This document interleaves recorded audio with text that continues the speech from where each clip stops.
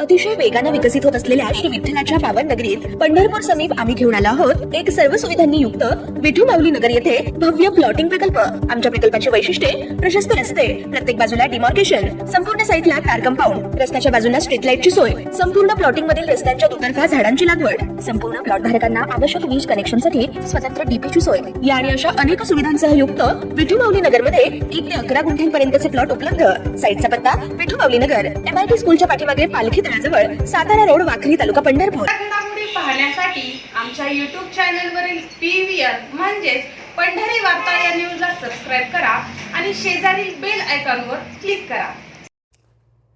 विद्यार्थिनींनी सोशल मीडियाचा वापर फक्त अभ्यासापुरताच करावा, मोबाईल वापराचा अतिरेक टाळावा, यामुळे नकळत अप्रिय घटना घडू शकतात। आपल्या महाविद्यालयीन परिसरात एखाद्या विद्यार्थिनीला असुरक्षित जर वाटत असेल तर त्यांनी महाविद्यालय प्रशासनाशी त्वरित संपर्क साधावा। त्यांच्यामार्फत आमच्यापर्यंत सूचना येतात। आपल्याला होणाऱ्या त्रासापासून पोलीस काका व पोलीस दिदी वाचवू शकतात। अन्यायाच्या विरोधी उभे राहा। समाजकंटक, गुंड, अन्याय करणारा कोणीही असो त्याच्या विरुद्ध तक्रार द्या।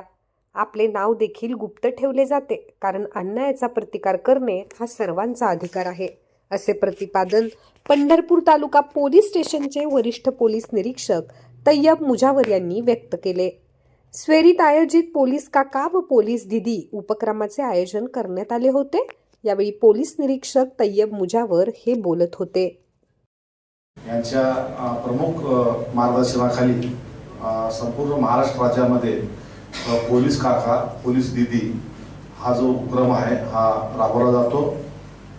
त्याचप्रमाणे आमची पोलीस स्टेशन पंढरपूर तालुका यातली जी निर्भया पथकाची टीम आहे त्यामध्ये महिला police head constable Jadhav madam आहेत, राऊत मॅडम आहेत, त्याचप्रमाणे कदम मॅडम आहेत आणि महिला PSI क्षीरसागर मॅडम आहेत। हे देखील प्रत्येक वेळेस आपल्या कॅम्पसमध्ये व्हिजिटला येतात आणि महिलाविषयक ज्या अडीअडचणी आहेत त्याचा निपटारा करण्यासाठी, निर्गती करण्यासाठी ते प्रयत्न करतात।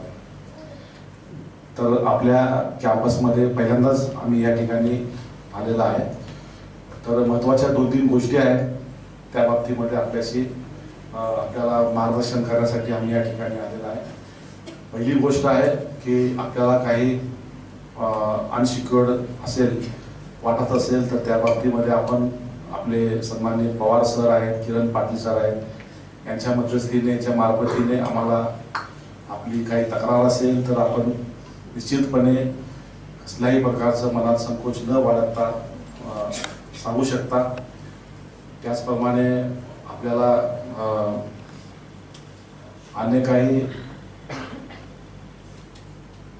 समाजकंटकाकडून म्हणा किंवा एखाद्या टपोरीगिरी करणाऱ्या माणसाकडून म्हणा किंवा सतत वारंवार कॉलेजमध्ये येताना पाठलाग करणे किंवा काहीतरी विषय टाकून मोबाईलवरती मेसेज टाकणे किंवा त्याचं ब्लॅकमेलिंग करणे किंवा अन्य प्रकारे त्याला टॉर्चर करणे असं कुठल्या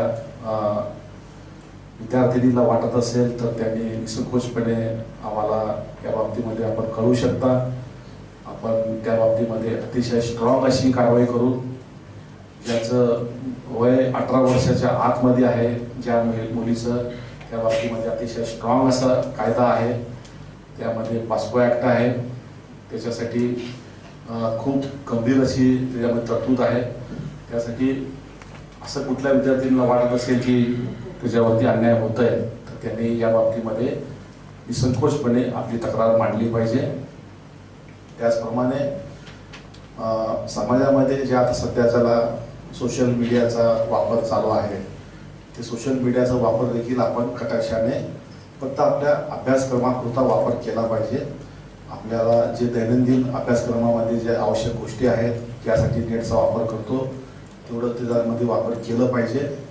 अनावश्यक वापर सोशल मीडियाचा टाळला पाहिजे, जेणेकरून त्याच्यामधून एखादी अप्रिय घटना स्टेटसद्वारे किंवा ट्विटरद्वारे किंवा अन्य कुठल्याही प्लॅटफॉर्मवरती आपल्या वैयक्तिक ह्याच्या संदर्भामध्ये धोकादायक आहे अशा गोष्टीचं शक्यतो निगेटिव्ह अप्रोच ठेवला पाहिजे। आणि तिसरी गोष्ट म्हणलं तर आपण आपल्या कॅम्पस परिसरामध्ये अशा काही गोष्टी असतील किंवा एखादी मुलगी जर असं अनसिक्युअर्ड फील करत असेल तर त्याच्या बाबतीमध्ये आपण त्वरित प्रभावाने आपले पवार सर आहेत, किरण पाटील सर आहेत, यांना ही गोष्ट त्याच्या निदर्शनास आणून दिली पाहिजे. आणि ह्याच्यामध्ये असं आहे की संबंधित मुलीची कुठलीही आयडेंटिटी त्यामध्ये ओपन होत नसते, ते पूर्णपणे गुपित ठेवली जाते. या बाबतीमध्ये कसल्याही प्रकारचा दबाव नसतो. कुठलीही गोष्ट आपण जर ती दाबून ठेवली आणि त्याच्यानंतर दुसरा कुठलाही गंभीर स्वरूपाचा गुन्हा जर घडला तर त्या बाबतीमध्ये आपल्याला वेळीच ते गुन्हा घडू नये म्हणून प्रतिबंध करणं, त्याला प्रिव्हेन्शन करणं हे काळाची गरज आहे. आणि त्यासाठी आपण अशा गोष्टीला कुठंतरी वाचा फुटली पाहिजे आणि त्या गोष्टी घडू नये म्हणून आपल्या दैनंदिन जीवनामध्ये क्वचित एखादा असा कुठला प्रसंग जर आला तर आपण निसंकोचपणे आपली तक्रार पोलीस विभागापर्यंत मांडली पाहिजे. बऱ्याच ठिकाणी आपल्या परिसरामध्ये काही ठिकाणी असे काही उदाहरण पाहायला मिळतात. मी यापूर्वी लोणावळा पोलीस स्टेशनला इंचार्ज म्हणून असताना असंच एका लास्ट इयरच्या मुलीच्या बाबतीमध्ये घडलं होतं. तिच्या नातेवाईकांनीच त्या मुलीला तिच्या वडिलांचा निरोप आहे असं सांगून मुंबईला नेलं. त्या मुलीचं त्या ठिकाणी फसवणूक झाल्याची लक्षात आल्यानंतर तिच्या जे नातेवाईक म्हणजे कोण, तिच्या चुलत्याने त्या ठिकाणी त्याला बोलवलेलं असं खोटा निरोप त्या दुसऱ्या महिलेने दिला. त्या महिलेच्या ह्याच्यावरती त्यांनी विश्वास ठेवून मुंबईला गेली ती मुलगी. त्यानंतरनं त्या मुलीला एका ठिकाणी डांबून ठेवण्यात आलं.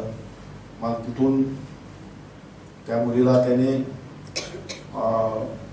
डोंबिवलीच्या भागामध्ये एका समाजकंटकाच्या घरी त्याला परत तिथं 4-5 दिवस डांबून ठेवलं. फक्त ह्याच्यामध्ये त्या मुलीने त्या महिलेवरती विश्वास ठेवला आणि त्या महिलेने त्या मुलीच्या विश्वासाचा गैरफायदा घेतला आणि त्याने तेवढीच त्याची गोष्ट त्या मुलीची कॅप्चर केली की ही मुलगी जी आहे एक क्विक आपल्या गोष्टीवरती विश्वास संपादन करू शकते. तिने त्याला भावनिक केलं आणि तुझ्या चुलत्याने त्या ठिकाणी बोलवलेलं अर्जंट काम आहे आणि त्या ठिकाणी तुला असं त्याने निरोप दिलेला आहे असं सांगून त्याची बतावणी करून त्याला नेलं आणि त्या मुलीची त्या ठिकाणी कोंडून किडनॅपिंगची केस आमच्या पोलीस स्टेशनला रजिस्टर झाली आणि त्यामध्ये आम्ही सतत 2 दिवस पाठपुरावा करून त्या गोष्टीचा उलगडा केल्यानंतर लक्षात आलं की त्या मुलीचा त्या महिलेने विश्वासघात करून त्या ठिकाणी नेलं होतं आणि किडनॅपिंग केली होती. आणि अशा खूप गोष्टी तुम्हाला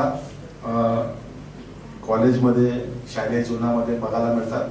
तर तुम्ही अशा कुठल्याही अनोळखी इसमाच्या ह्याच्यावरती बोलतापावरती विश्वास ठेवायचा नाही किंवा अन्य काही मुली बस न येतात काही पोलीस विभागापर्यंत मांडली पाहिजे. बऱ्याच ठिकाणी आपल्या परिसरामध्ये काही ठिकाणी असे काही उदाहरण पाहायला मिळतात. मी यापूर्वी लोणावळा पोलीस स्टेशनला इंचार्ज म्हणून असताना असंच एका लास्ट इयरच्या मुलीच्या बाबतीमध्ये घडलं होतं. तिच्या नातेवाईकांनीच त्या मुलीला तिच्या वडिलांचा निरोप आहे असं सांगून मुंबईला नेलं. त्या मुलीचं त्या ठिकाणी फसवणूक झाल्याची लक्षात आल्यानंतर तिच्या नातेवाईक म्हणजे कोण, तिच्या चुलत्याने त्या ठिकाणी त्याला बोलवलेलं असं खोटा निरोप त्या दुसऱ्या महिलेने दिला. त्या महिलेच्या ह्याच्यावरती त्यांनी विश्वास ठेवून मुंबईला गेली ती मुलगी. त्यानंतरनं त्या मुलीला एका ठिकाणी डांबून ठेवण्यात आलं. मग तिथून त्या मुलीला त्याने डोंबिवलीच्या भागामध्ये एका समाजकंटकाच्या घरी त्याला परत तिथं 4-5 दिवस दाबून ठेवलं. फक्त ह्याच्यामध्ये त्या मुलीने त्या महिलेवरती विश्वास ठेवला आणि त्या महिलेने त्या मुलीच्या विश्वासाचा गैरफायदा घेतला आणि त्याने तेवढीच त्याची गोष्ट ती त्या मुलीची कॅप्चर केली की ही मुलगी जी आहे एक क्विक आपल्या गोष्टीवरती विश्वास संपादन करू शकते. तिने त्याला भावनिक केलं आणि तुझ्या चुलत्याने त्या ठिकाणी बोलवलेलं अर्जंट काम आहे आणि त्या ठिकाणी तुला असं त्याने निरोप दिलेला आहे असं सांगून त्याची बतावणी करून त्याला नेलं आणि त्या मुलीची त्या ठिकाणी कोंडून किडनॅपिंगची केस आमच्या पोलीस स्टेशनला रजिस्टर झाली आणि त्यामध्ये आम्ही सतत 2 दिवस पाठपुरावा करून त्या गोष्टीचा उलगडा केल्यानंतर लक्षात आलं की त्या मुलीचा त्या महिलेने विश्वासघात करून त्या ठिकाणी नेलं होतं आणि किडनॅपिंग केली होती. आणि अशा खूप गोष्टी तुम्हाला कॉलेजमध्ये शालेय जीवनामध्ये बघायला मिळतात. तर तुम्ही अशा कुठल्याही अनोळखी इस्माच्या ह्याच्यावरती बोलथापावरती विश्वास ठेवायचा नाही. किंवा अन्य काही मुली बसनं येतात, काही मुली आपल्या नातेवाईकासोबत शाळेला येतात, त्यांनी सुद्धा या गोष्टीचं प्रिकॉशन्स घेतलं पाहिजे. आपण कुठल्या बसमध्ये चाललो आहे त्याचा नंबर आपल्याकडे असला पाहिजे. त्यानंतरनं जर कुठं शाळा आपला कॉलेज सुटल्यानंतरनं जर वेळ लागत असेल तर तुम्ही तुमच्या सन्माननीय पवार सरांच्या संपर्कात असलं पाहिजे. ते आपल्याला सोय करून देतील. किंवा काही इथं हॉस्टेलमध्ये राहणाऱ्या मुली आहेत, हॉलिडेच्या दिवशी जर कोणी जर नातेवाईक म्हणून जर आले, नातेवाईकाचा निरोप घेऊन आले आणि तुम्हाला असं बोलवलेलं आहे किंवा विश्वास संपादन करण्याचा प्रयत्न करतील तर या बाबतीमध्ये तुम्ही जागरूकता बाळगली पाहिजे. सर्वात महत्त्वाचं असं आहे की मॅक्सिमम केसेस ज्या आहेत त्या पवार सर मी या ठिकाणी सांगू इच्छितो की पेय पदार्थ जे आहेत, कोल्ड्रिंक्स आहे किंवा अन्य भेळ पदार्थ आहे किंवा आपली कचोरी जे काय आपण खातो स्नॅक्स त्याच्यामध्ये भुगीकारक औषधी द्रव्य त्यामध्ये टाकलं जातं. त्याची मात्रा खूप कमी असते. 0.5 ml ची सुद्धा त्याच्यामध्ये हे टाकली तरी त्याची जी तीव्रता आहे ती किमान 3 ते 4 तास राहते. आणि ड्रिंकमध्ये, कोल्ड्रिंक्समध्ये किंवा आपल्या शीतपेयामध्ये, आईस्क्रीममध्ये त्याचा लेप लावला जातो. तो लेप अतिशय जसं त्या लेपचं त्यामध्ये मिश्रण होतं ते खूप फास्ट त्याच्यामध्ये रासायनिक प्रक्रिया होते आणि माणूस विदिन 5 ते 6 मिनिटामध्ये बेशुद्ध अवस्थेत जातो. असेच देखील प्रकार भरपूर वाढलेले आहेत. म्हणून कुठल्याही ठिकाणी जेव्हा आपण सर्व महिला मुली जातो त्या ठिकाणी आपण समोरचा व्यक्ती जो आहे आपल्याला एखादं पेय घेण्यासाठी जर जास्त फोर्स करत आहे हे लक्षात आलं तर आपण ते टाळलं पाहिजे. आणि शीतपेय असो किंवा अन्य खाद्यपदार्थ असो यातून सुद्धा भुगीकारक औषधी द्रव्य देऊन त्याचा मिसयूज होतो आणि त्या सुद्धा गोष्टी आपण कटाक्षाने टाळल्या पाहिजे. मॅक्सिमम जे प्रकार आहेत जवळपास 80% प्रकार हे भुंगीकारक औषधी द्रव्य आपल्या पेय पाण्यामधून म्हणा किंवा अन्य खाद्यपदार्थामधून देऊन त्या आपल्याला बेशुद्ध अवस्थेमध्ये किडनॅपिंगसारखे प्रकार खूप वाढलेले आहेत. तर त्यासाठी सुद्धा ह्या गोष्टी अवॉइड केल्या पाहिजेत. आणि आपण असं म्हणतो की काय होत आहे हे पोलीस डिपार्टमेंटचे लोक आपल्याला येऊन या ठिकाणी लेक्चरचा डोस पाडायचा प्रयत्न करतात. आपण आपल्या स्टाईलनं राहिलं पाहिजे. हा एक छोटासा गैरसमज देखील असतो, परंतु आम्ही पिक्चरमधले पोलीस नाही, आम्ही रिअल पोलीस आहे. जे रिअल लाईफमध्ये आहे ते अनुभवाचे बोल तुम्हाला शेअर करण्यासाठी आम्ही या ठिकाणी आलेला आहे. आणि ते जे अनुभव आम्हाला सर्व्हिसमध्ये येतात ते अनुभव तुम्हाला सांगून तुम्ही आता जवळपास इथे 100 विद्यार्थिनी आहे. हाच मेसेज तुम्ही तुमच्या अजून इतर मैत्रिणींना देणार, त्यांनी त्यांना देणार. ह्याच्यामुळे जागरूकता व्हावी हा एवढाच आमचा उद्देश आहे. तुम्हाला काय भीती घालायचा उद्देश नाही आहे. तुमच्या मनातली भीती जावे म्हणून आम्ही या ठिकाणी तुमची भीती घालवण्यासाठी तुम्हाला डेअरिंग तुमच्या शरीरामध्ये आलं पाहिजे आणि तुम्ही त्याचा मुकाबला केला पाहिजे, म्हणून तुम्हाला ह्यासाठी आम्ही आपल्या ह्या कॉलेज प्रांगणामध्ये आलेला आहे. दुसरी एक गोष्ट आहे, आपल्याला जेव्हा असं कुठला प्रसंग येत आहे त्यावेळेस सर्वात प्रथम आपल्याकडे डायल 112, त्यानंतर पोलीस स्टेशनचा नंबर, आपले पवार सरांचा नंबर, किरण पाटील सरांचा नंबर आपल्या सिरियली 1, 2, 3, 4 नंबरवरती असला पाहिजे. फक्त प्रेस बटन केलं की त्यांना जरी मिस कॉल जरी पडला तरी त्याच्यामध्ये बराचसा फायदा होतो. जरी तुमचा मोबाईल चालू जरी असला, तुम्ही समजा बोलू शकत नाही, तर काहीही तुम्ही मेसेज टाकला तर तुमचा जो लोकेशन आहे तो ठराविक ठिकाणी ॲक्टिवेट होतो आणि त्या लोकेशनच्या आधारे आपल्याला पिन पॉईंट त्याला ट्रॅक करता येतो. आणि खूप आधुनिक सिस्टीम आता सध्याला हे झालेली आहे. आणि जर समजा आपल्याला मेसेज सुद्धा टाकता येत नसेल तर आपण फक्त एक मिस कॉल